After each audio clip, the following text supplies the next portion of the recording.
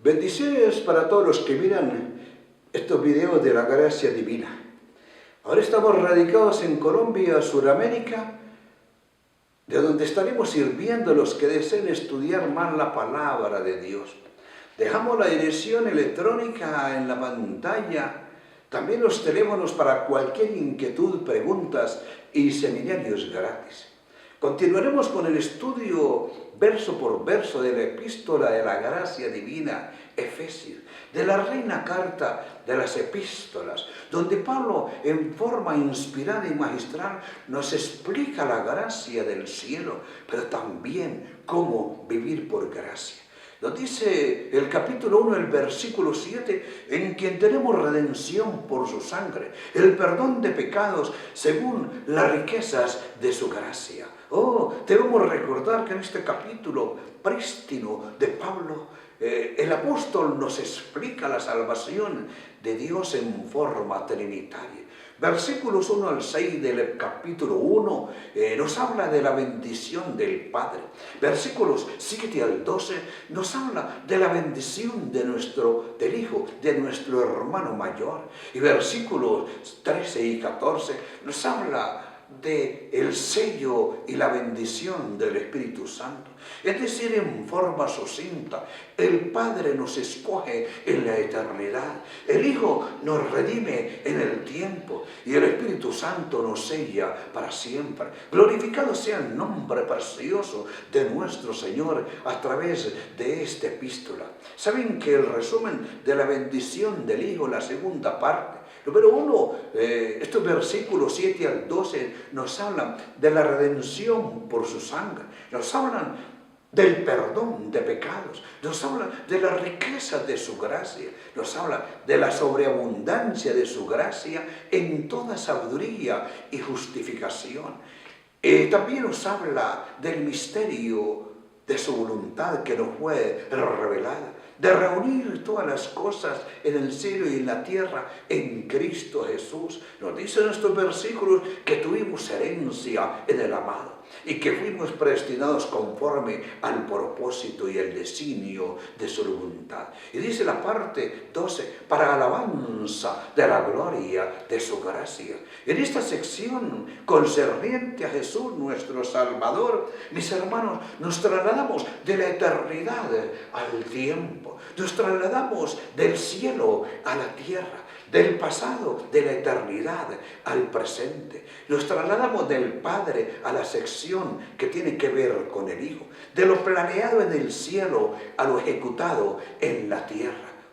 Este es el vocabulario de nuestra salvación. En este hermoso verso de Pablo nos habla San Pablo, la redención por su sangre, el perdón de pecados y la parte final de acuerdo a las riquezas de su gracia. Pablo nos dice en la primera sección de este versículo, en quien tenemos redención por su sangre. Esta palabra redención tiene un significado profundo y hermoso en el mensaje del Señor.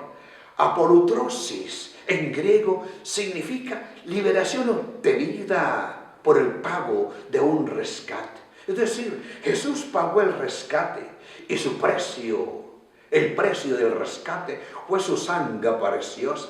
La Biblia nos habla de la importancia de la sangre. Hebreos 9:22 nos los pinta así. Y sin derramamiento de sangre no hay remisión de pecados. En Marcos 10:45 se usa la palabra rescate en la siguiente forma. Dice, porque el Hijo del Hombre no vino para ser servido, sino para servir y para dar su vida en rescate por muchos. Esta palabra tiene un significado precioso. El pago, el rescate por una esclava. El pago ya se realizó, es historia. Ocurrió hace más de 20 siglos en la cruz del Calvario, cuando Jesús dijo, consumado es. El precio por redimir, es el precio pagado por los esclavos cautivos, es el rescate por la vida de una persona. Lutrón significa el precio pagado por el castigo de los pecados pasados, presentes y futuros. Suena raro, mis hermanos, pero es verdad. A este pago sublime realizado en la cruz del Calvario no se le puede añadir nada. No se puede pagar dos veces. No se puede cambiar el valor del rescate. No lo podemos reemplazar con las buenas obras. No lo podemos reemplazar con nuestra santidad. No lo pagó María, la Madre de Jesús. No lo pagó ningún santo. No lo podemos pagar, hermanos, con una vida ejemplar, con una vida piadosa, con una vida vegetariana, con ninguna obra humana meritoria. La única obra que satisfizo la justicia de Dios fue lo que pasó allá en la cruz del Calvario. Es lo único que Dios aceptó para la redención de nuestra vida. Por eso dice Efesios 1:5 en forma preciosa, porque fuimos aceptados en el amado. La única forma en que Dios nos acepta, hermanos, es a través de la sangre preciosa de Jesús. ¿Saben que este versículo de Efesios 1:7 tiene varios aspectos de la redención? Número uno, el precio de la redención fue su sangre preciosa. El proceso de la redención fue por su gracia divina. Y el propósito de la redención fue para nuestra restauración. ¿Saben que la redención tiene un sinónimo llamado liberación? Esa palabra en griego, liberación, eleuteró significa liberación, libertad del dominio del pecado. Es la misma palabra que encontramos en San Juan 8:32, un versículo conocido por el pueblo y el cuerpo de Cristo. Y conoceréis la verdad, y la verdad os hará libre. Y añade el versículo 36 de San Juan 8. Así que si el Hijo os libertare, seréis verdaderamente libres. Así que la verdad, mis hermanos, no es un compendio doctrinal, no es una definición teológica, no es un conjunto de doctrinas que nosotros queremos etiquetar. No, la verdad es una persona, es Jesús nuestro Salvador, es nuestro único mediador, es nuestro único sumo sacerdote. Es Jesús colgando en la cruz del Calvario y diciendo, tetelestai, consumado es. La redención o liberación, ¿saben qué es liberación del poder del pecado? Es liberación del reino de la esclavitud, es liberación de la muerte eterna, es liberación de la segunda muerte, es liberación de la maldición del pecado, es liberación del dominio del padre, el diablo. ¿Saben que liberación y libertad es un cambio de herencia de nuestro padre Adán a la herencia del segundo Adán? Permítanme decirle que los salvos, los redimidos, los que hemos sido lavados por la sangre del precioso, de aquellos que nuestro pasado, nuestro presente y nuestro futuro ya está resuelto en la cruz del Calvario, ya no pertenecemos a la tribu de Adán, ya no descendemos de Adán. Ahora pertenecemos a la familia del segundo Adán. Ya no pertenecemos a la tribu de Adán, sino que pertenecemos a la tribu de Judá, el que triunfó y nos da su victoria en forma vicaria en la cruz del Calvario. Glorificado, alabado sea el nombre del Señor. Y usamos la palabra clave, la palabra universal de adoración. Aleluya sea a nuestro Dios. Permítanme explicar este hermoso proceso del cambio de nuestro estatus. Todos los pecadores nacemos bajo el estigma de Adán, y en Adán todos pecamos. Todos pecamos y nacimos bajo la maldición del pecado, que es la muerte. Pero aquellos que han sido librados de las garras del enemigo por la redención dada en nuestro favor por Jesús, todos los que ahora somos hijos de Dios, todos aquellos que fuimos liberados redimidos por la sangre del Cordero, como decía, pertenecemos a la tribu de Judá, somos nuevas criaturas, este es nuestro nuevo estatus. Así como la ley no puede acusar al segundo Adán, así tampoco, en virtud de la vida perfecta de Jesús, que es nuestra santificación vicaria, y su muerte en la cruz, que es nuestra muerte vicaria, y es el pago por el pecado, la ley ya no nos puede acusar, somos libres para siempre, somos inocentes ante el tribunal de Dios. ¿Saben que nosotros ya fuimos juzgados en la cruz del Calvario? Esta es la gloria de la redención de nuestro hermano mayor Jesucristo.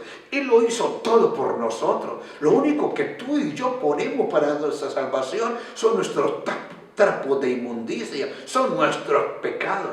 Por eso nos dice Efesios 1:12, así que seamos para la alabanza de su gloria.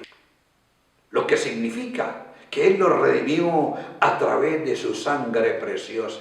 ¿Saben? Cuento un relato histórico por allá en la Guerra de Secesión Civil de los Estados Unidos, 1861-1865, que vivía un granjero bautista, muy filántropo, muy dado a hacer obras de caridad. Y saben que este hombre era un multimillonario, tenía mucho dinero, y él iba de lugar en lugar, hermano, donde imperaba la esclavitud, buscando esclavos para comprarlos.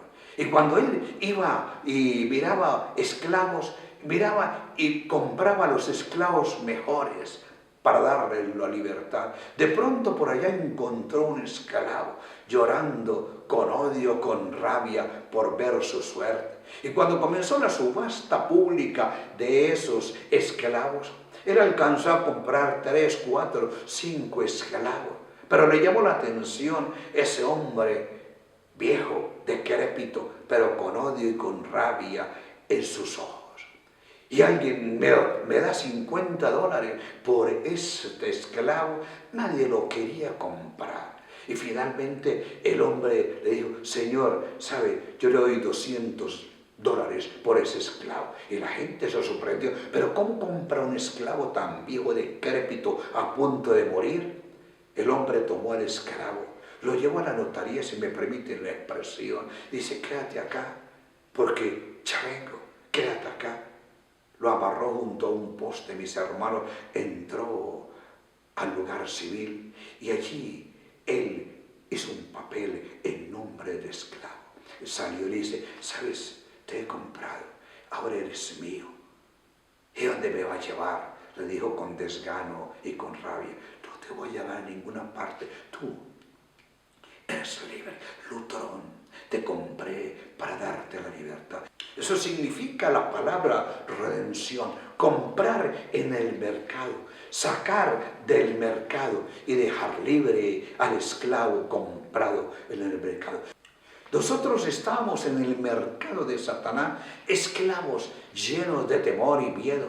Pero vino nuestro hermano mayor, tuvo misericordia de nosotros y nos compró con su sangre. Lutrón, comprar en el mercado. Nos sacó del mercado negro del diablo, nos dio la libertad y ahora, hermano, podemos ser libres. Los hijos de Dios, los cristianos, los fieles, los creyentes, los que han confiado y confesado plenamente en nombre de Jesús, somos libres. Ahora le servimos porque le amamos, porque el amor de Cristo nos constreñe, porque ahora hemos sido librados del pecado. Nos dice claramente Romanos 6:22 que ahora que hemos sido libres del pecado, somos siervos de Dios y tenemos como nuestro fruto la santificación del Espíritu Santo. El elemento de la redención, mis hermanos, es la sangre preciosa de Cristo. ¿Saben que en la palabra de Dios la sangre significa vida? Así lo dice Génesis el capítulo 9, el versículo 4. Pero carne con su vida, que es su sangre, no comerás. Y añade Levítico 17:14, dice claramente Moisés, porque la vida de toda carne es su sangre. Obviamente la sangre era prohibida para comer por Dios en el Antiguo Testamento. ¿Saben que la sangre también significa muerte? En Habacuc 2:12 nos dice el profeta menor, ¡ay! del que edifica la ciudad con sangre. Esto se refiere a través de los homicidios y asesinatos, edificar y hacer una ciudad. Saben que la sangre también significa purificación y protección. La sangre es el líquido que mantiene la vida, circula a través del corazón, de las arterias, de las venas, de los vasos capilares. La sangre transporta los nutrientes, las hormonas, las vitaminas, los anticuerpos, el calor y el oxígeno. Es también el líquido que saca fuera del cuerpo los desperdicios y el dióxido de carbono. ¿Saben que la sangre, el 22% son elementos sólidos y el 78% es agua que se llama directamente plasma? ¿Y dónde están los glóbulos rojos que transportan el oxígeno? Los glóbulos rojos o leucocitos son los encargados de combatir las infecciones, las bacterias, los parásitos y los hongos que tenemos en nuestro cuerpo. Asimismo, la sangre de Cristo combate la infección del pecado, combate los virus y lo limpia de todo pecado. Así lo expresa en forma inspirada San Juan. Pero si andamos en luz, como Él está en luz, tenemos comunión unos con otros y la sangre de Jesucristo, su Hijo, nos limpia de todo pecado. ¿Saben que la sangre de Cristo nos protege contra la muerte? En Éxodo el capítulo 12, el versículo 13, cuando comenzó la Pascua, nos dice la palabra: la sangre os será por señal en las casas donde vosotros estéis. Y veré la sangre, y pasaré, y no habrá en vosotros plaga de mortandad cuando hiera la tierra de Egipto. Saben que la sangre de Cristo significa nuestra victoria final. Así lo expresa San Juan, el autor de Apocalipsis, y ellos le han vencido por medio de la sangre del Cordero. Aleluya, mis hermanos, la redención está completa y segura porque Él venció por nosotros en la cruz del Calvario.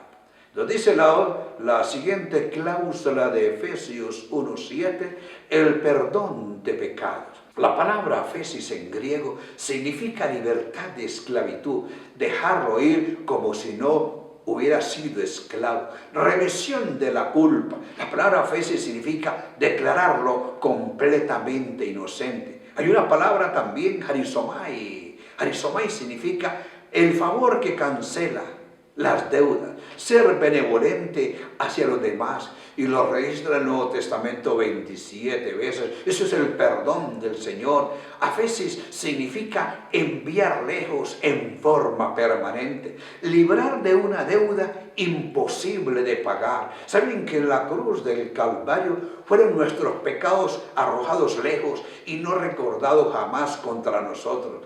Así lo dice el Salmo 103, el versículo 12. Cuanto lejos está el oriente del occidente, hizo alejar de nosotros nuestras rebeliones. ¿Usted recuerda ese versículo de Miqueas 7:19? Él volverá a tener misericordia de nosotros, sepultará nuestras iniquidades y echará en lo profundo del mar nuestros pecados. ¿Saben que la parte más profunda del mar son 18,000 pies, hermanos?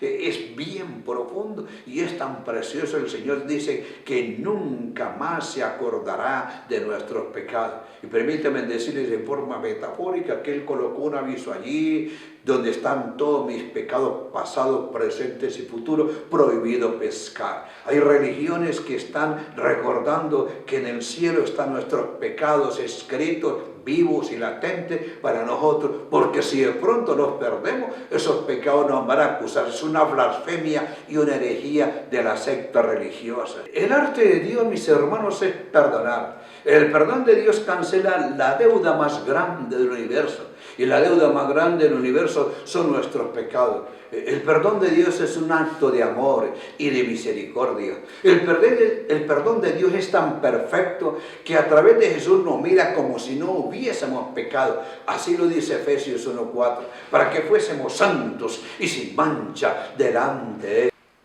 Esta es la gloria del Calvario. Esta es la belleza y la misericordia del cielo, declarado sin mancha delante de Dios. Nosotros cometemos errores y quedamos marcados por la sociedad, pero Dios nos mira sin pecado y sin mancha por medio y a través de Jesucristo. Así que no digamos qué piensa Dios de nosotros, sino que piensa Dios de Jesús. A Dios sea la gloria por escogernos. A Jesucristo sea la gloria por redimirnos. Su perdón es total.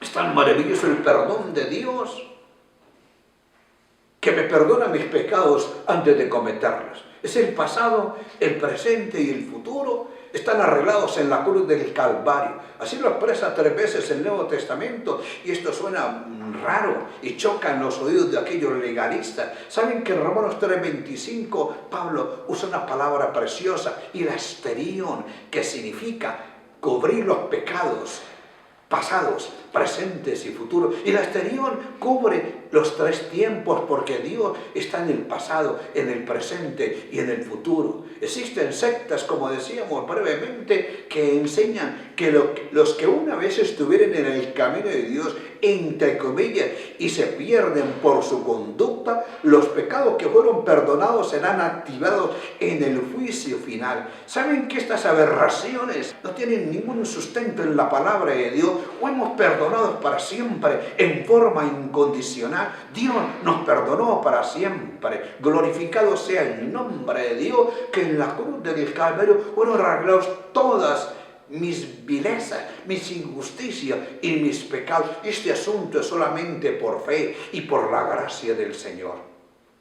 Nos dice la última parte del versículo 7, según las riquezas de su gracia.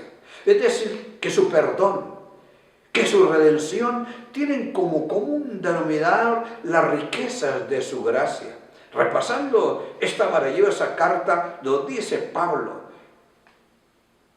capítulo 1, el versículo 7, nos habla de las riquezas de su gracia. Versículo 18 del capítulo 1, de las riquezas de su gloria. Capítulo 2, versículo 4, la riqueza de su misericordia. Y el capítulo 3, versículo 8 dice, para que estudiemos las inescrutables riquezas de Cristo.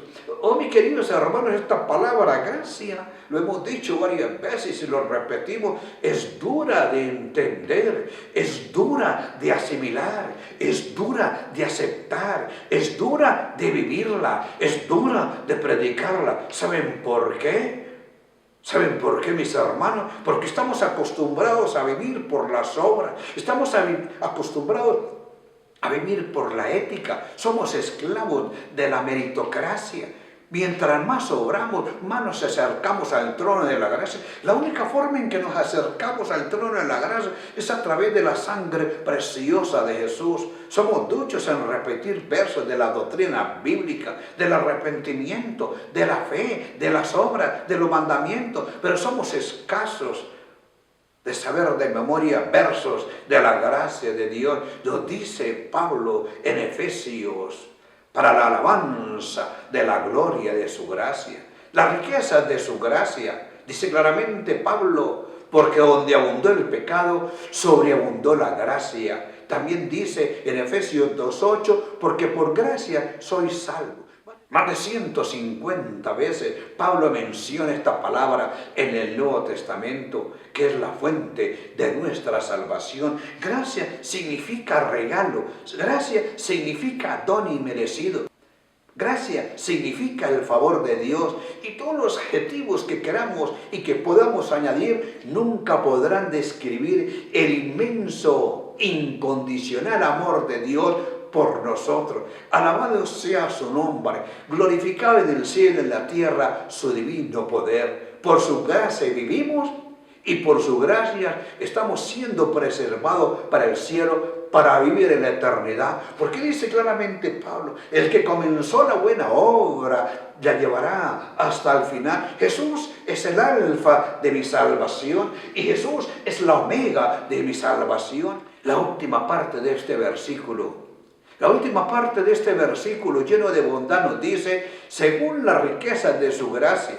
La palabra riqueza, ploutos significa abundancia de posesiones y bienes materiales. Significa lleno, significa tener plenitud de bienes materiales. ¿Saben que el hombre más rico del mundo entero se llama Bill Gates? Él nada más tiene en su bolsillo 76 billones de dólares. Billones de dólares. Carlos Slim es el segundo más rico en el mundo mexicano, que tiene 72 billones de dólares en sus arcas.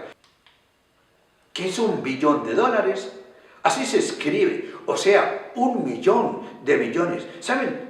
Imaginariamente, si pusiéramos un billete de $1000 que no existen, solamente de 100, uno encima de otro, los billetes de $1000, alcanzaríamos a tener una altura de 108 kilómetros para arriba. Oh, hermano, eso es mucho dinero. Los bancos más ricos del mundo entero son el Banco Industrial y Comercial de China, y tiene en sus arcas 3.181 billones. El segundo, hermanos, es el Banco Chase de Norteamérica, que maneja en su cartera 2.476 billones. El Banco de América tiene 2.150 billones. El país más rico del mundo entero es Qatar. Luxemburgo está en segundo lugar. Pero todos estos billones que circulan en la tierra, todos estos bancos que mueven todos estos billones, tienen un dueño absoluto. Los seres humanos son solamente mayordomos. Nos dice Ageo 2:8, mía es la plata y mía es el oro, dice Jehová de los ejércitos. Y añade David, de Jehová es la tierra y su plenitud, el mundo y los que en él habitan. Todo, absolutamente todo es de Dios. Así que tenemos un Dios supremamente multimillonario. Es lógico y obvio que cuando Pablo nos dice de las riquezas de su gracia, lo vierte en forma espiritual. Las riquezas de Dios no se pueden contar, así como se cuentan los billones de los seres humanos. Su amor es infinito, su misericordia es infinita, cubre los cielos y la tierra, nos dice el versículo 7, según las riquezas de su gracia. Una cosa es dar de mis riquezas y otra cosa es dar según mi riqueza. Por ejemplo, si usted tiene 100 millones de pesos y da 50,000 pesos, da de su riqueza. Pero si usted tiene 100 millones de pesos y da 90 millones de su riqueza, entonces está dando de acuerdo a sus riquezas. Así que Dios nos dio de acuerdo a sus riquezas. Es como lo dice Pablo en Romanos 5:20, donde abundó el pecado, sobreabundó la gracia del Señor. Quiero decirles esto en forma sencilla y en cámara lenta. La gracia de Dios es más abundante que todos nuestros pecados. Aleluya, glorificado sea el nombre del Señor. Su gracia cubre todos los pecados, porque Él nos dio de acuerdo a su riqueza, de acuerdo a su amor, de acuerdo a su misericordia, de acuerdo a su bondad. Surge inmediatamente la pregunta legalista: ¿entonces puedo hacer lo que me da la gana porque Dios es gracia? Perdón, pero Pablo nos advierte en Romanos 6:1: perseveraremos en el pecado para que la gracia abunde. En ninguna manera. No hay excusa, mis hermanos. Simplemente la gracia nos motiva a obrar para la honra de Dios, como dice Gálatas. No es en Cristo Jesús la circuncisión y la incircuncisión, sino la fe que obra por amor. La fe engendra obras. La gracia engendra las obras de la fe. Otro verso de la abundante gracia del Señor, 2 Corintios 8:9. Porque ya conocéis la gracia de nuestro Señor Jesucristo, que por amor a vosotros se hizo pobre siendo rico, para que vosotros con su pobreza fueseis enriquecidos. Entonces, permítanme hacer este razonamiento sencillo basado en la palabra de Dios. Entonces, si la gracia es más abundante que el pecado, fueron más los elegidos que los no elegidos desde antes de la fundación del mundo. Fueron más los redimidos que los no redimidos. Fue abundante en los predestinados Es decir, que fue más abundante en los predestinados que aquellos que no fueron predestinados. Fue más abundante en los salvos que en los perdidos. Fue más abundante en los perdonados que en los no perdonados. Fue más abundante en los bendecidos por el cielo que los que no fueron bendecidos. Fue más abundante en los llamados que los que no fueron llamados. Eso es decir que Dios vino a salvar la mayoría de los pecadores.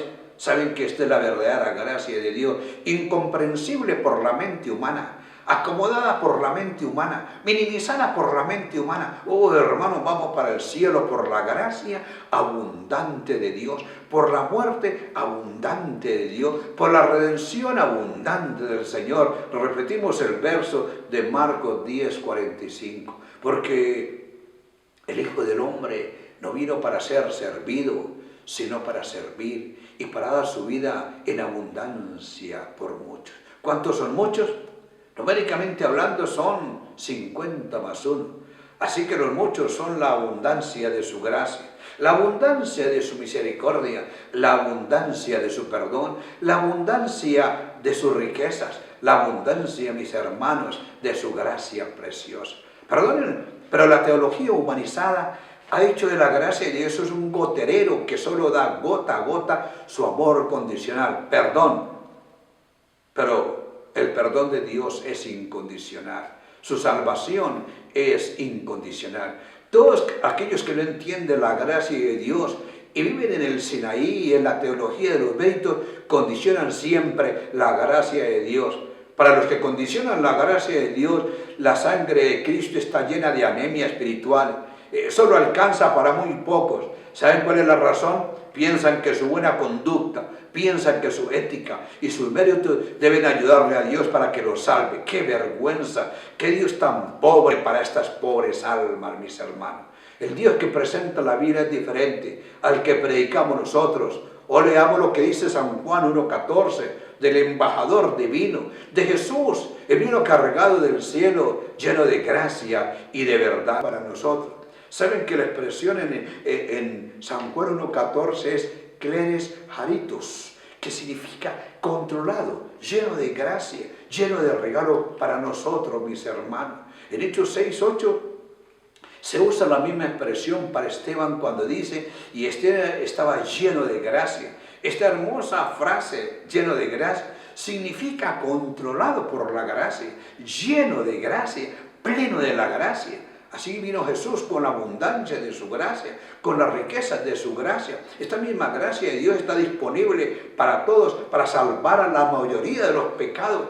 Esta es la verdadera gracia de Dios, incomprensible por la mente humana, acomodada por la mente humana, minimizada por la mente humana. Oh, saben, hermanos, vamos para el cielo por la gracia abundante de Dios, por la redención abundante de Cristo, por las abundantes riquezas de Cristo. Vivimos en el reino de la gracia y por gracia estaremos en la presencia de Dios en el reino milenario. Con razón nos dice Pablo, para alabanza de la gloria de su gracia. Lo que decimos, mis amigos, no tiene que ver con el universalismo de Orígenes, que hablan de una salvación para toda la humanidad. Oh, cuando lleguemos al cielo, se nos preguntará, ¿por qué estás acá? Por gracia. ¿Por qué camino llegaste al cielo? Por el camino de la gracia. ¿Quién te trajo acá? La gracia. ¿Y cómo te llamas tú? Me llamo Gracia. Alabado sea Dios por su gracia inmerecida, por su gracia restauradora, por su gracia salvadora, por su gracia santificadora, por su gracia venidera. Lo digo, mis queridos hermanos y amigos, con el saludo de salvación que Pablo solía usar con las iglesias cristianas. La gracia y la paz sea con ustedes. Dios los bendiga, es el deseo sincero de Héctor y Gloria Ramírez.